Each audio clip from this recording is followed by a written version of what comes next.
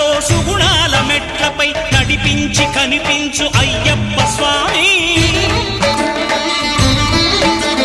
మకర సంక్రాంతి సజ్జోతివై అరుదెంచి మహిమలను చూపించు మణికంఠ స్వామి. కర్మబంధము బాపు ధర్మశాస్త్ర